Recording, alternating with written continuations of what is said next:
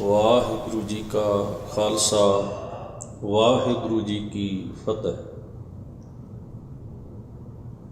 ਪਰਮ ਸਨਮਾਨਯੋਗ ਸਤਿਗੁਰੂ ਗੁਰੂ ਗ੍ਰੰਥ ਸਾਹਿਬ ਮਹਾਰਾਜ ਜੀ ਦੇ ਪਾਵਨ ਦਰਬਾਰ ਦੀਆਂ ਹਾਜ਼ਰੀਆਂ ਭਰ ਰਹੀ ਗੁਰੂ ਸਵਾਰੀ ਸਾਧ ਸੰਗਤ ਜੀਓ, ਅਕਾਲ ਪੁਰਖ ਵਾਹਿਗੁਰੂ ਜੀ ਨੇ ਬਖਸ਼ਿਸ਼ ਕੀਤੀ ਹੈ ਗੁਰੂ ਦਰਬਾਰ ਵਿੱਚ ਸੱਜ ਕੇ ਬੜੇ ਪ੍ਰੇਮ ਸਹਿਤ ਸਤਿਗੁਰੂ ਦੀ ਪਾਵਨ ਬਾਣੀ ਦੇ ਪਾਠ ਕੀਰਤਨ ਗੁਰੂ ਉਪਦੇਸ਼ ਦਾ ਆਪ ਜੀ ਨੇ ਲਾਹਾ ਪ੍ਰਾਪਤ ਕੀਤਾ ਹੈ। ਗੁਰੂ ਤੇਗ ਬਹਾਦਰ ਮਹਾਰਾਜ ਨੌਵੇਂ ਸਤਿਗੁਰੂ ਸੱਚੇ ਪਾਤਸ਼ਾਹ ਤਿਨਾਂ ਦੇ ਉਚਾਰਨ ਕੀਤੀ ਹੋਈ ਮੁਬਾਰਕ ਬਾਣੀ ਸਤਿਗੁਰੂ ਦੇ ਸ਼ਲੋਕ, ਜਿਨ੍ਹਾਂ ਦੀ ਲੜੀਵਾਰ ਕਥਾ ਵਿਚਾਰ ਸਤਿਗੁਰੂ ਪਾਤਸ਼ਾਹ ਜੀ ਦੀ ਬਖਸ਼ਿਸ਼ ਦਾ ਸਦਕਾ ਆਪਾਂ ਮਹਾਰਾਜ ਦੇ ਪਾਵਨ ਉਪਦੇਸ਼ ਨੂੰ ਸਮਝਣ ਅਤੇ ਵਿਚਾਰਨ ਦਾ ਯਤਨ ਕਰ ਰਹੇ ਹਾਂ। ਸਤਿਗੁਰੂ ਮਹਾਰਾਜ ਦੇ 12 ਤੱਕ ਸ਼ਲੋਕ ਆਪਾਂ ਵਿਚਾਰੇ ਹਨ। ਗੁਰੂ ਮਹਾਰਾਜ ਨੇ ਪਹਿਲੇ ਸ਼ਲੋਕਾਂ ਵਿੱਚ ਬਖਸ਼ਿਸ਼ ਕੀਤੀ, ਜਿਨ੍ਹਾਂ ਦੀ ਕੱਲ੍ਹ ਦੇ ਦੀਵਾਨ ਵਿੱਚ ਆਪਾਂ ਵਿਚਾਰ ਸਾਂਝੀ ਕੀਤੀ ਹੈ। ਘਟ ਘਟ ਮੈਂ ਹਰ ਜੂ ਬਸੈ ਸੰਤਨ ਕਹਿਓ ਪੁਕਾਰ, ਕਹੋ ਨਾਨਕ ਤੇਹ ਭਜ ਮਨਾ ਭਉ ਨਿਧ ਉਤਰਹਿ ਪਾਰ। ਪਰਮੇਸ਼ਰ ਹਰ ਜੂ ਹਰੀ ਹਰ ਇੱਕ ਵਜੂਦ ਵਿੱਚ, ਹਰ ਇੱਕ ਹਿਰਦੇ ਵਿੱਚ ਵਸਦਾ ਹੈ। ਭਾਵ ਉਸ ਦੀ ਚੇਤਨ ਸੱਤਾ ਹਰ ਇੱਕ ਦੇ ਵਿੱਚ ਬਰਾਬਰ ਮੌਜੂਦ ਹੈ। ਤੇ ਸਤਿਗੁਰੂ ਆਖਦੇ ਨੇ ਵੀ ਜਿਸ ਨੇ ਵੀ ਉਸ ਨੂੰ ਆਪਣੇ ਭੀਤਰ ਆਪਣੇ ਵਜੂਦ ਵਿੱਚੋਂ ਤਲਾਸ਼ਿਆ ਹੈ, ਜਾਣਿਆ ਹੈ, ਪਾਇਆ ਹੈ, ਉਹ ਜੀਵ ਭਉ ਨਿਧ ਉਤਰਹਿ ਪਾਰ। ਭਉ ਨਿਧ ਦਾ ਭਾਵ ਹੈ ਵਿਸ਼ੇ ਵਿਕਾਰਾਂ ਨਾਲ, ਅਵਗੁਣਾਂ ਨਾਲ, ਨੈਗੇਟਿਵਿਟੀ ਨਾਲ ਭਰੇ ਹੋਏ ਇਸ ਆਲੇ ਦੁਆਲੇ ਵਿੱਚ ਡੁੱਬਦਾ ਨਹੀਂ। ਹੁਣ ਇਸੇ ਹੀ ਸੰਦਰਭ ਨੂੰ ਸਤਿਗੁਰੂ ਮਹਾਰਾਜ ਅਗਲੇਰੇ ਸ਼ਲੋਕਾਂ ਵਿੱਚ ਲੜੀਵਾਰ ਅੰਕਿਤ ਕਰਦੇ ਹਨ। 13ਵੇਂ ਸ਼ਲੋਕ ਦਾ ਪਾਠ ਹੈ। ਸੁਖ ਦੁਖ ਜਿਹੇ ਪਰਸੈ ਨਹੀਂ, ਲੋਭ ਮੋਹ ਅਭਿਮਾਨ, ਕਹੋ ਨਾਨਕ ਸੁਨ ਰੇ ਮਨਾ, ਸੋ ਮੂਰਤ ਭਗਵਾਨ। ਜਿਨ੍ਹਾਂ ਨੇ ਹਰੀ ਨੂੰ ਆਪਣੇ ਘਟ ਵਿੱਚੋਂ ਜਾਣਿਆ, ਉਹ ਕਿਸ ਭਉ ਨਿਧ ਨੂੰ ਪਾਰ ਕਰ ਜਾਂਦੇ ਹਨ। ਸਤਿਗੁਰੂ ਦੀ ਐਕਸਪਲੇਨੇਸ਼ਨ ਅਗਲੇ ਸ਼ਲੋਕਾਂ ਵਿੱਚ ਦੇ ਰਹੇ ਨੇ। ਹਜ਼ੂਰ ਫਰਮਾਉਂਦੇ ਨੇ, ਜਿਨ੍ਹਾਂ ਨੇ ਜਾਣਿਆ ਉਹਨਾਂ ਨੂੰ ਇਹ ਜੀਵਨ ਅਵਸਥਾ ਹਾਸਲ ਹੋਈ। ਸੁਖ ਦੁੱਖ ਜਿਹੇ ਪਰਸੈ ਨਹੀਂ, ਜਿਨ੍ਹਾਂ ਨੂੰ ਜਾਣਨ ਵਾਲਿਆਂ ਨੂੰ ਸੁੱਖ ਨਹੀਂ ਪਰਸਦਾ, ਦੁੱਖ ਨਹੀਂ ਪਰਸਦਾ। ਪਰਸਣ ਦਾ ਮਤਲਬ ਹੁੰਦਾ ਹੈ ਛੂਹਣਾ, ਪ੍ਰਭਾਵ ਪੈਣਾ। ਉਹਨਾਂ ਦੇ ਉੱਤੇ ਸੁੱਖ ਦਾ ਪ੍ਰਭਾਵ ਵੀ ਨਹੀਂ ਪੈਂਦਾ ਤੇ ਦੁੱਖ ਦਾ ਪ੍ਰਭਾਵ ਵੀ ਨਹੀਂ ਪੈਂਦਾ। ਹੁਣ ਇਹ ਬੜੀ ਅਚੰਭੇ ਭਰੀ ਗੱਲ ਹੈ, ਅਚਰਜ ਗੱਲ ਹੈ ਵੀ ਸਾਡਾ ਮਨ ਜਿਹੜਾ ਉਹ ਜਾਂ ਤਾਂ ਸੁੱਖ ਦਾ ਅਨੁਭਵ ਕਰਦਾ ਹੈ, ਮਹਿਸੂਸ ਕਰਦਾ ਹੈ, ਤੇ ਜਾਂ ਉਹ ਦੁੱਖ ਦੀਆਂ ਭਾਵਨਾਵਾਂ ਵਿੱਚ ਜੁੜਿਆ ਹੁੰਦਾ ਹੈ। ਪਰ ਉਹ ਕਿਹੋ ਜਿਹਾ ਜੀਵਨ ਹੋਇਆ ਜਿਸ ਨੂੰ ਸੁੱਖ ਵੀ ਨਹੀਂ ਪਾਉਂਦਾ ਤੇ ਦੁੱਖ ਵੀ ਨਹੀਂ ਪਾਉਂਦਾ। ਕਿ ਗੁਰੂ ਗ੍ਰੰਥ ਸਾਹਿਬ ਜੀ ਦੀ ਬਾਣੀ ਵਿੱਚ ਜਿੱਥੇ ਵੀ ਇਹ ਸ਼ਬਦ ਆਉਂਦੇ ਨੇ, ਖਾਸ ਤੌਰ 'ਤੇ ਨੌਵੇਂ ਪਾਤਸ਼ਾਹ ਦੀ ਬਾਣੀ ਵਿੱਚ ਬਹੁਤਾਤ ਆਉਂਦੇ ਨੇ। ਆਪਾਂ ਪਹਿਲੇ ਸ਼ਬਦਾਂ ਵਿੱਚ ਵਿਚਾਰਿਆ, ਜੋ ਨਰ ਦੁੱਖ ਮੈਂ ਦੁੱਖ ਨਹੀਂ ਮਾਨੈ, ਸੁਖ ਸਨੇਹ ਅਰ ਭੈ ਨਹੀਂ ਜਾ ਕੇ ਕੰਚਨ ਮਾਟੀ ਮਾਨੈ। ਜਿਹੜਾ ਜੀਵ ਸੁੱਖ ਵਿੱਚ ਸੁੱਖ ਨੂੰ ਨਹੀਂ ਮੰਨਦਾ, ਜਿਹੜਾ ਜੀਵ ਦੁੱਖ ਦੇ ਪ੍ਰਭਾਵ ਤੋਂ ਮੁਕਤ ਹੁੰਦਾ ਹੈ, ਜਿਹੜਾ ਲੋਹੇ ਨੂੰ, ਜਿਹੜਾ ਮਿੱਟੀ ਨੂੰ ਸੋਨਾ ਕਰਕੇ ਜਾਣਦਾ ਤੇ ਸੋਨੇ ਨੂੰ ਮਿੱਟੀ ਕਰਕੇ ਜਾਣਦਾ। ਹੁਣ ਇਹ ਕਿਹੋ ਜਿਹੀ ਮਨੋਵਸਥਾ ਹੋਈ ਜਿਹੜੀ ਸੁੱਖ ਤੇ ਦੁੱਖ ਦਾ ਅਨੁਭਵ ਨਹੀਂ ਕਰਦੀ ਜਾਂ ਸੁੱਖ ਤੇ ਦੁੱਖ ਦਾ ਪ੍ਰਭਾਵ ਨਹੀਂ ਕਬੂਲਦੀ, ਫਿਰ ਉਹ ਜੀਵਨ ਕਿਹੋ ਜਿਹਾ ਹੋਏਗਾ? ਜ਼ਰਾ ਕੁ ਅੰਦਾਜ਼ਾ ਲਾ ਕੇ ਵੇਖੀਏ। ਅਸੀਂ ਆਪਣੇ ਜੀਵਨ ਨੂੰ ਸਮਝਣ ਦੀ ਕੋਸ਼ਿਸ਼ ਕਰੀਏ। ਮੰਨ ਲਓ ਸਾਡੇ ਜੀਵਨ ਵਿੱਚ ਕਿੰਨੀਆਂ ਬਰਕਤਾਂ, ਕਿੰਨਾ ਕੁਝ ਮਿਲਦਾ ਹੈ, ਕਿੰਨਾ ਕੁਝ ਅਸੀਂ ਹੰਢਾਉਂਦੇ ਹਾਂ, ਕਿੰਨਾ ਕੁਝ ਸਹੂਲਤ, ਜੋ ਕੁਝ ਵੀ ਹੈ, ਅਤੇ ਜੇ ਉਹਦੀ ਖੁਸ਼ੀ ਨਾ ਹੋਵੇ ਸਾਨੂੰ, ਤੇ ਜ਼ਿੰਦਗੀ ਤੁਹਾਨੂੰ ਲੱਗਦਾ ਵੀ ਸੁੱਖ ਤੋਂ ਬਿਨਾਂ ਕਿਸ ਤਰ੍ਹਾਂ ਦੀ ਹੋਏਗੀ? ਖਾਲੀਪਨ ਨਹੀਂ ਹੋਏਗਾ ਜੀਵਨ 'ਚ? ਕੁਝ ਵਿਛੜ ਜਾਏ, ਕੁਝ ਟੁੱਟ ਜਾਏ, ਕੁਝ ਵਿਗੜ ਜਾਏ, ਕੋਈ ਵਿਛੋੜਾ ਪੈ ਜਾਏ, ਕੁਝ ਵੀ ਐਸਾ ਵਾਪਰੇ ਤੇ ਦੁੱਖ ਹੀ ਨਾ ਹੋਵੇ। ਇਵੇਂ ਨਹੀਂ ਪ੍ਰਤੀਤ ਹੁੰਦਾ ਵੀ ਜਿਵੇਂ ਬੜੀ ਅਜੀਬ ਕਿਸਮ ਦੀ ਅਵਸਥਾ ਹੈ, ਵੀ ਸੁੱਖ ਦਾ ਵੀ ਅਨੁਭਵ ਨਹੀਂ, ਦੁੱਖ ਦਾ ਵੀ ਪ੍ਰਭਾਵ ਨਹੀਂ।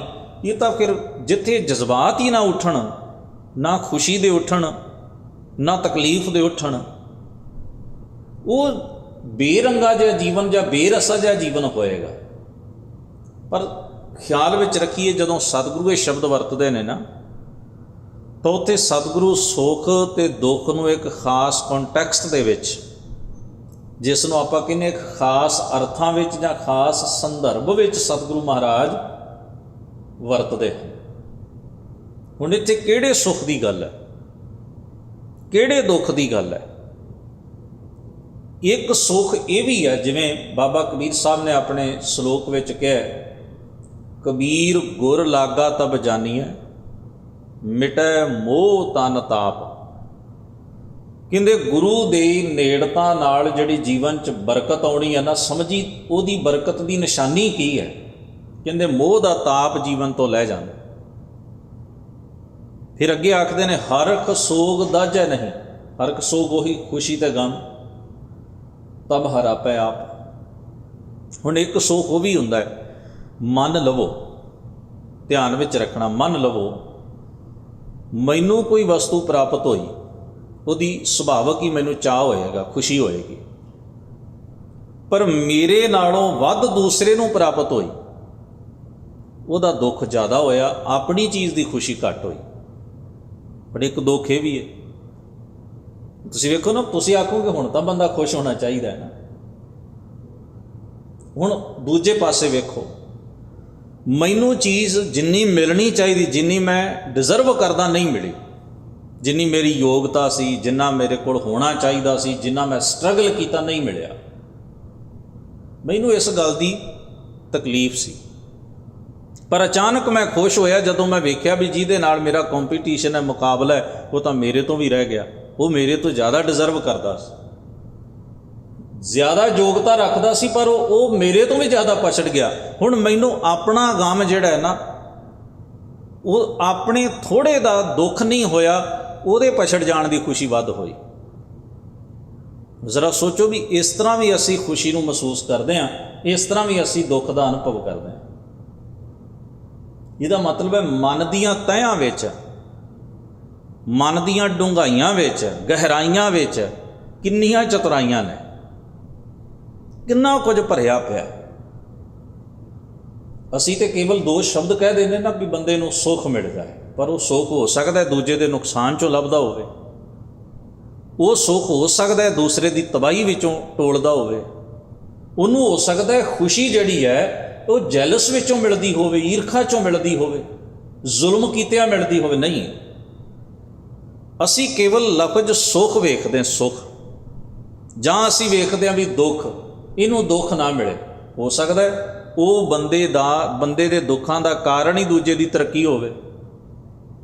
ਤੋ ਇਹ ਗੱਲਾਂ ਸਮਝਣੀਆਂ ਪੈਣਗੀਆਂ ਸਾਨੂੰ, ਆਪਣੇ ਮਨ ਵੀ ਇਹ ਸਮਝਣਾ ਪਏਗਾ ਵੀ ਮਨ ਜਿਸ ਵੇਲੇ ਦੁੱਖ ਦਾ ਅਨੁਭਵ ਕਰਦਾ ਤਾਂ ਉਹ ਕਿਸ ਪੱਧਰ 'ਤੇ ਕਰਦਾ ਹੈ, ਕੀ ਹੈ ਉਹਦੀ ਤਹਿਆਂ ਦੇ ਵਿੱਚ, ਕੀ ਹੈ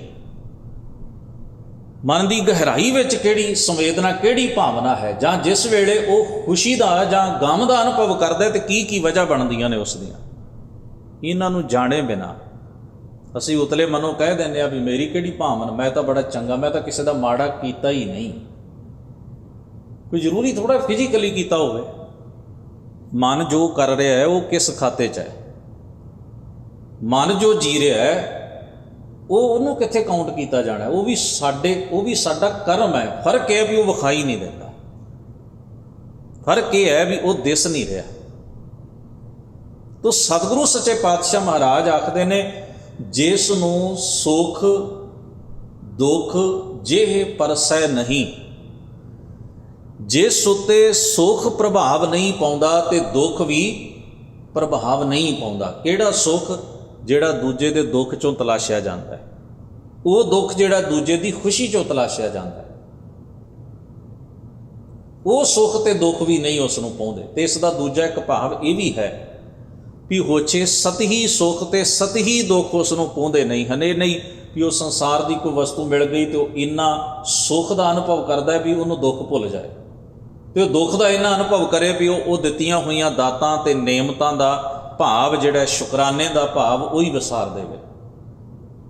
ਤਾਂ ਪਾਤਸ਼ਾਹ ਕਹਿੰਦੇ ਸੁੱਖ ਦੁੱਖ ਜੇ ਪਰਸੈ ਨਹੀਂ। ਅੱਗੇ ਆਖਦੇ ਨੇ ਲੋਭ ਮੋਹ ਅਭਿਮਾਨ। ਲੋਭ ਦਾ ਮਤਲਬ ਕੀ ਹੈ? ਲਾਲਚੀ ਵਿਅਕਤੀ।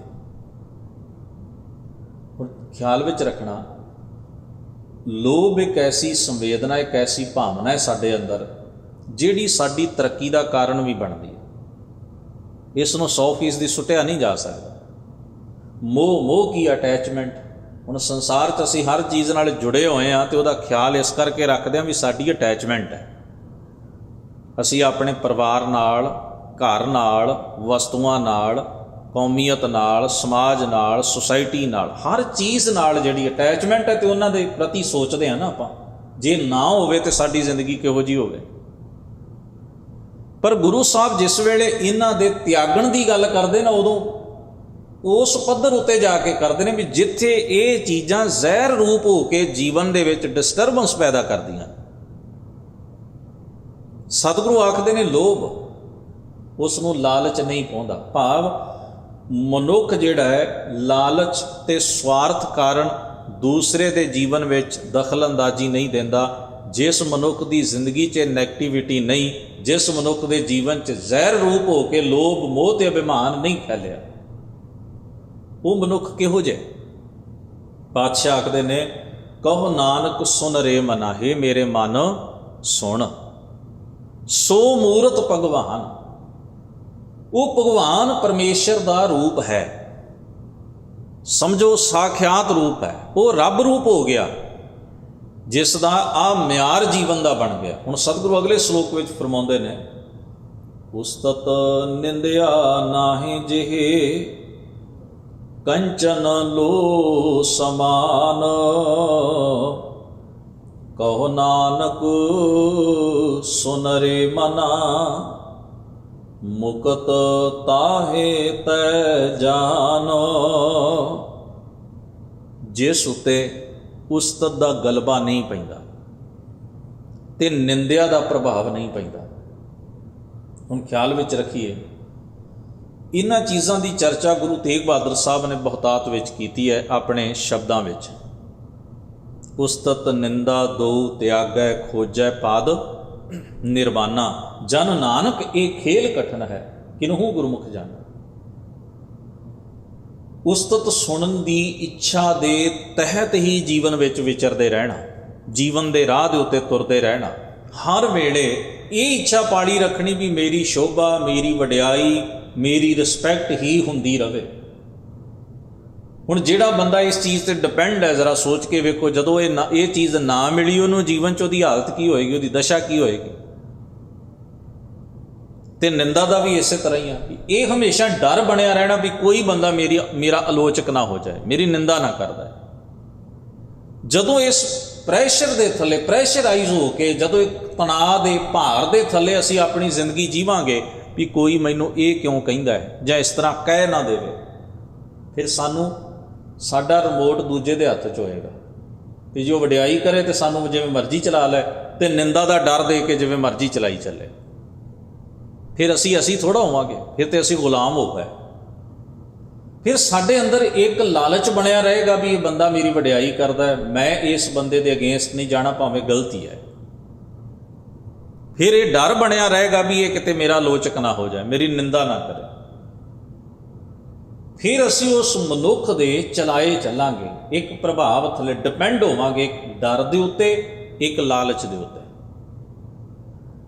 ਔਰ ਮੈਂ ਕਈ ਵਾਰ ਇਹ ਬਿਨਾਂ ਸਾਖੀ ਰੂਪ ਵਿੱਚ ਸਾਂਝੀ ਕੀਤੀ ਹੈ ਵੀ ਗੁਰੂ ਨਾਨਕ ਮਹਾਰਾਜ ਪਾਤਸ਼ਾਹ ਨੂੰ ਇੱਕ ਵਾਰ ਭਾਈ ਮਰਦਾਨਾ ਜੀ ਇਹ ਕਥਨ ਕਰਦੇ ਨੇ, ਪੁੱਛਦੇ ਨੇ, ਮਹਾਰਾਜ ਜਦ ਜਿਸ ਵੇਲੇ ਲੋਕ ਭੂਤਨਾ ਬੇਤਾਲਾ ਕੁਰਾਈਆ ਇਤਿਆਦਿਕ ਆਪ ਸ਼ਬਦ ਆਪ ਜੀ ਦੇ ਲਈ ਵਰਤਦੇ ਨੇ, ਮਹਾਰਾਜ ਮੈਨੂੰ ਮੇਰੇ ਮਨ ਨੂੰ ਚੰਗਾ ਨਹੀਂ ਲੱਗਦਾ। ਇੱਕ ਸਿੱਖ, ਇੱਕ ਸੇਵਾਦਾਰ, ਆਪ ਜੀ ਦਾ ਸੰਗੀ ਹੋਣ ਦੇ ਨਾਤੇ, ਪਰ ਮਹਾਰਾਜ ਕੀ ਤੁਹਾਡੇ ਮਨ ਨੂੰ ਵੀ ਕੁਝ ਇਸ ਤਰ੍ਹਾਂ ਦਾ ਮਹਿਸੂਸ ਹੁੰਦਾ?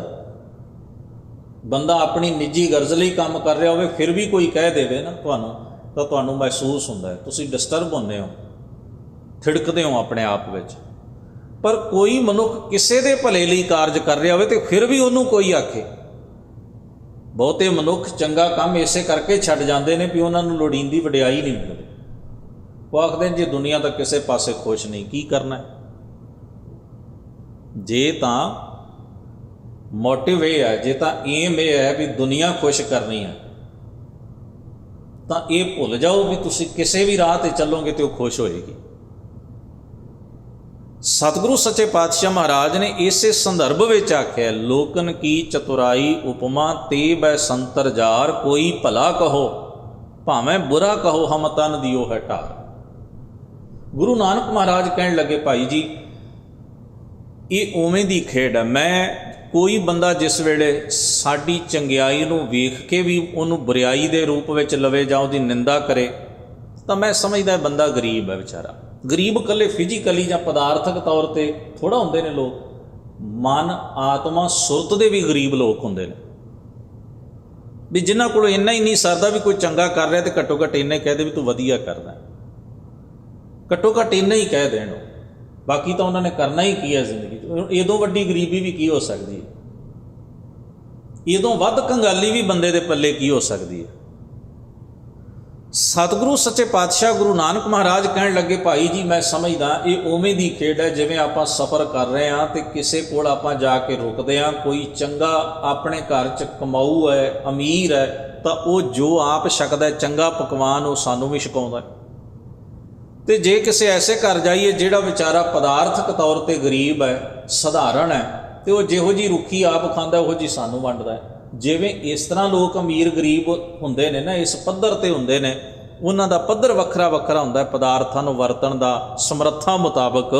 ਇਸੇ ਤਰ੍ਹਾਂ ਮਨ ਸੁਰਤ ਦੀ ਗਰੀਬੀ ਵਾਲੇ ਲੋਕ ਤੇ ਅਮੀਰੀ ਵਾਲੇ ਲੋਕ ਵੀ ਦੁਨੀਆ 'ਚ ਹੁੰਦੇ ਨੇ। ਕੁਝ ਐਸੇ ਨੇ ਜਿਨ੍ਹਾਂ ਦੀ ਸੋਭਤ ਜਾਂ ਜਿਨ੍ਹਾਂ ਦੀ ਨੇੜਤਾ ਵਿੱਚ ਤੁਹਾਨੂੰ ਅਮੀਰੀ ਮਹਿਸੂਸ ਹੋਏਗੀ ਵੀ ਇਹ ਬੰਦਾ ਕਿੱਡਾ ਵੱਡਾ ਹੈ। ਕੁਝ ਐਸੇ ਨੇ ਜਿਨ੍ਹਾਂ ਦੇ ਕੋਲ ਬੈਠ ਕੇ ਤੁਹਾਨੂੰ ਲੱਗੇਗਾ ਬੰਦਾ ਕਿੰਨਾ ਛੋਟਾ ਹੈ, ਕਿੰਨਾ ਨੀਵਾਂ ਹੈ, ਕਿੰਨਾ ਥੱਲੇ ਡਿੱਗਿਆ ਹੋਇਆ। ਹੁਣ ਸਤਿਗੁਰੂ ਮਹਾਰਾਜ ਸੱਚੇ ਪਾਤਸ਼ਾਹ ਨੇ ਫਿਰ ਦੂਜਾ ਭਾਵ ਵੀ ਕਿਹਾ, ਕਹਿਣ ਲੱਗੇ ਵੀ ਜਿਨ੍ਹਾਂ ਦੇ ਖੀਸੇ ਪੱਥਰਾਂ ਨਾਲ ਭਰੇ ਹੋਣ ਉਹਨਾਂ ਕੋਲੋਂ ਫੁੱਲਾਂ ਦੀ ਵਰਖਾ ਦੀ ਤਵੱਕੋ, ਉਮੀਦ, ਆਸ ਨਹੀਂ ਕਰਨੀ ਚਾਹੀਦੀ। ਜਿਹੜਾ ਕਰਦਾ ਉਹ ਗਲਤ ਹੈ। ਸਤਿਗੁਰੂ ਸੱਚੇ ਪਾਤਸ਼ਾਹ ਫਰਮਾ ਰਹੇ ਨੇ, ਉਸਤਤ ਨਿੰਦਿਆ ਨਾ ਹੈ ਜੇ। ਜਿਹੜਾ ਡਿਪੈਂਡ ਨਹੀਂ ਹੋਇਆ, ਨਾ ਲਾਲਚ ਵਿੱਚ ਪਿਆ ਉਸਤਤ ਦੇ, ਨਾ ਨਿੰਦਿਆ ਦੇ ਡਰ ਦੇ ਸਾਏ ਹੇਠ ਜੀਦਾ ਹੈ। ਸਤਿਗੁਰੂ ਕਹਿੰਦੇ, ਕੰਚਨ ਲੋਹ ਸਮਾਨ, ਜਿਸ ਨੇ ਸੋਨੇ ਨੂੰ ਲੋਹੇ ਸਮਾਨ ਮੰਨ ਲਿਆ, ਜਿਸ ਨੇ ਮੰਨ ਲਿਆ ਵੀ ਅੱਜ ਦੀਆਂ ਬੇਸ਼ਕੀਮਤੀ ਚੀਜ਼ਾਂ ਜਿਹੜੀਆਂ ਨੇ ਇਹ ਕੱਲ੍ਹ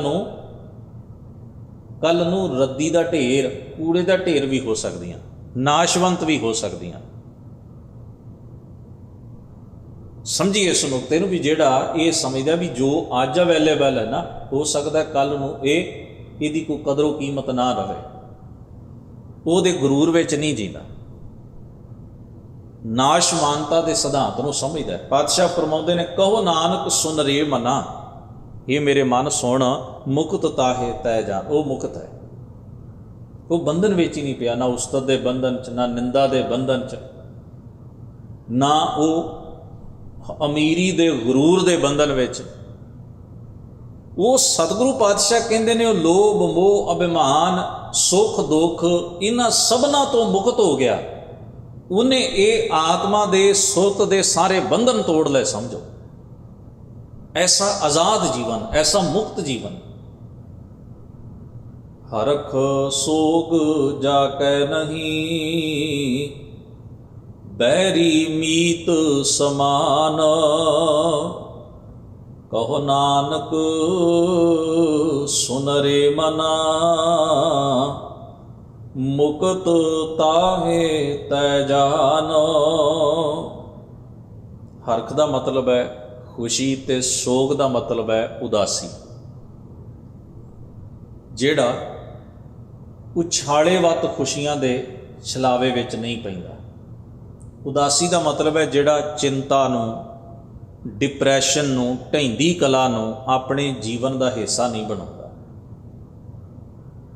ਇੱਕ ਉਹ ਖੁਸ਼ੀ ਜਿਹੜੀ ਸਾਨੂੰ ਗਰੂਰ ਦੇ ਘਰ ਵਿੱਚ, ਹੰਕਾਰ ਦੇ ਘਰ ਵਿੱਚ ਲੈ ਜਾਂਦੀ, ਹੰਕਾਰ ਦੀ ਭਾਵਨਾ ਵਿੱਚ ਗਰਕ ਕਰ ਦਿੰਦੀ ਹੈ। ਤੇ ਇੱਕ ਚਿੰਤਾ ਸਾਡੇ ਅੰਦਰ ਹੈ ਜਿਹੜੀ ਡਿਪਰੈਸ਼ਨ, ਢਹਿੰਦੀ ਕਲਾ, ਨੀਵੇਂਪਨ ਤੇ ਸੋਚਣਾ, ਹਰ ਵੇਲੇ ਆਪਣੇ ਆਪ ਨੂੰ ਇਵੇਂ ਸਮਝਣਾ ਵੀ ਦੁਨੀਆ ਵਿੱਚ ਮੇਰੇ ਤੋਂ ਵੱਧ ਦੁਖੀ, ਕੰਗਾਲ, ਲੁੱਟਿਆ ਹੋਇਆ, ਦੁਖਿਆਰਾ ਬੰਦਾ ਕੋਈ ਨਹੀਂ। ਆਪਾਂ ਜਿਸ ਨੂੰ ਕਹਿ ਦਿੰਦੇ ਨਾ ਵੀ ਬੰਦਾ ਮਰੂ ਮਰੂ ਕਰਦਾ, ਹਰ ਵੇਲੇ ਹੀ ਇਸ ਤਰ੍ਹਾਂ ਸੋਚਦਾ। ਉਹਨੂੰ ਅਹਿਸਾਸ ਹੀ ਨਹੀਂ ਹੁੰਦਾ ਵੀ ਮੈਂ ਜੀਵਨ ਜੀਣਾ। ਉਹਨੂੰ ਲੱਗਦਾ ਵੀ ਮੈਂ ਸਜ਼ਾ ਭੋਗਣਾ ਹੈ, ਮੈਂ ਦੁਨੀਆ ਵਿੱਚ ਸਭ ਤੋਂ ਵੱਧ ਪਰੇਸ਼ਾਨੀ ਮੇਰੇ ਕੋਲ ਹੈ। ਮੈਂ ਜਾਣਿਆ ਦੁੱਖ ਮੁਝਕੂ, ਦੁੱਖ ਸਬਾਇਆ ਜਗ, ਉੱਚੇ ਚੜ੍ਹ ਕੇ ਦੇਖਿਆ ਤਾਂ ਘਰ ਘਰ ਇਹਾ ਅੱਗ। ਉੱਚੇ ਚੜ੍ਹਨਾ ਕੀ, ਜਦੋਂ ਸੁਰਤ ਨੂੰ ਉੱਚਿਆਂ ਕਰਕੇ ਮੈਂ ਸੰਸਾਰ ਨੂੰ ਜਿਸ ਵੇਲੇ ਪਰਖਣਾ ਸ਼ੁਰੂ ਕੀਤਾ, ਆਪਣੇ ਪੈਰਾਂ ਨਾਲ ਮੈਂ ਵਹਿੰਦਾ ਰਿਹਾ, ਮੈਂ ਸਮਝਿਆ ਵੀ ਮੈਂ ਹੀ ਦੁਖੀ ਹਾਂ। ਫਿਰ ਮੈਨੂੰ ਸਮਝ ਪਈ ਨਹੀਂ, ਹਰ ਬੰਦੇ ਦੀ ਤੇ ਹਰ ਬੰਦਾ ਇਹ ਮੰਨ ਕੇ ਚੱਲ ਰਿਹਾ ਜੀਵਨ 'ਚ। ਤੋ ਸਾਹਿਬ ਸਤਿਗੁਰੂ ਜੀ ਬਖਸ਼ਿਸ਼ ਕਰਦੇ ਨੇ, ਜਿਸ ਮਨੁੱਖ ਨੇ ਹਰਖ ਸੋਗ ਜਾ ਕੇ ਨਹੀਂ, ਬੈਰੀ ਨੀਤ ਸਮਾਨ। ਜਿਹਦੇ ਲਈ ਵੈਰੀ ਮਿੱਤਰ ਸੁਭਾਵ, ਜਿਹੜਾ ਭੇਦ ਭਾਵ ਰੱਖ ਕੇ ਜੀਵਨ 'ਚ ਨਹੀਂ ਚੱਲਦਾ ਵੀ ਇਹਨੂੰ ਮੈਂ ਵੈਰੀ ਸਮਝਣਾ ਤੇ ਇਹਨੂੰ ਮੈਂ ਮਿੱਤਰ ਸਮਝਣਾ। ਹਾਂ, ਕੋਈ ਉਹਦੇ ਨਾਲ ਵੈਰ ਕਰ ਰਿਹਾ, ਇਹ ਉਹਦੀ ਮੱਤ ਹੈ, ਉਹਦਾ ਕਰਮ ਹੈ। ਪਰ ਉਹ ਆਪਣੇ ਅੰਦਰ ਤਾਤ ਪਰਾਈ ਰੱਖ ਕੇ, ਇਹਦਾ ਭਾਵ ਹੈ ਵੀ ਜਿਸ ਨੂੰ ਮਹਾਰਾਜ ਬਾਣੀ 'ਚ ਕਹਿੰਦੇ ਨਾ, ਬਿਸਰ ਗਈ ਸਭ ਤਾਤ ਪਰਾਈ, ਜਬ ਤੇ ਸਾਧ ਸੰਗਤ ਮੋਹਿ ਪਾਈ, ਨਾ ਕੋ ਬੈਰੀ ਨਹੀਂ ਬੇਗਾਨਾ, ਸਗਲ ਸੰਗ ਹਮ ਕੋ। ਵੀ ਮੈਂ, ਸਤਿਗੁਰੂ ਕਹਿੰਦੇ ਮੈਂ ਇਹ ਰੱਖ ਕੇ ਨਹੀਂ ਭਾਵ ਚੱਲ ਰਿਹਾ ਵੀ ਇਹਨੂੰ ਮੈਂ ਵੈਰੀ ਸਮਝ ਕੇ ਚੱਲਣਾ, ਇਹਨੂੰ ਮੈਂ ਮਿੱਤਰ ਸਮਝ ਕੇ ਚੱਲਣਾ। ਵੈਸੇ ਵੀ ਸੰਸਾਰ ਬੜੀ ਅਜੀਬ ਖੇਡ ਹੈ। ਇੱਥੇ ਅੱਜ ਦੇ ਮਿੱਤਰ ਕੱਲ੍ਹ ਦੇ ਵੈਰੀ ਕਦੋਂ ਬਣ ਜਾਣ ਕੋਈ ਨਹੀਂ ਕਹਿ ਸਕਦਾ। ਤੇ ਅੱਜ ਜਿਨ੍ਹਾਂ ਨਾਲ ਵੈਰ ਹੋ ਸਕਦਾ ਕੱਲ੍ਹ ਨੂੰ ਉਹ ਤੁਹਾਡੇ ਮਿੱਤਰ ਬਣ ਜਾਣ, ਹਾਲਾਤ ਪਲਟਾ ਖਾ ਜਾਏ, ਜੀਵਨ ਪਲਟਾ ਖਾ ਜਾਏ, ਇਹ ਵੀ ਕੁਝ ਨਹੀਂ ਕਿਹਾ ਜਾ ਸਕਦਾ। ਇਸ ਕਰਕੇ ਸਿਆਣਿਆਂ ਨੇ ਕਥਨ ਕੀਤਾ ਵੀ ਸਿਆਣਪ ਇਹਦੇ ਵਿੱਚ ਹੈ ਕਿ ਤੁਸੀਂ ਕਿਸੇ ਨਾਲ ਇੰਨੀ ਦੂਰੀ ਨਾ ਬਣਾਓ ਵੀ ਨੇੜੇ ਹੋਣਾ ਔਖਾ ਹੋ ਜਾਏ, ਤੇ ਕਿਸੇ ਨਾਲ ਇੰਨੇ ਵੀ ਨੇੜੇ ਨਾ ਹੋ, ਡਿਪੈਂਡ ਨਾ ਉਹਦੇ ਤੇ ਹੋ ਜਾਓ ਵੀ ਉਹਦੇ ਤੋਂ ਬਿਨਾਂ ਜੀਣਾ ਹੀ ਦੁੱਭਰ ਹੋ ਜਾਏ। ਇੱਕ ਸੰਜਮ ਜੀਵਨ ਵਿੱਚ, ਇੱਕ ਜੀਵਨ 'ਚ ਪਰਹੇਜ਼ ਰੱਖ ਕੇ ਚੱਲੋ।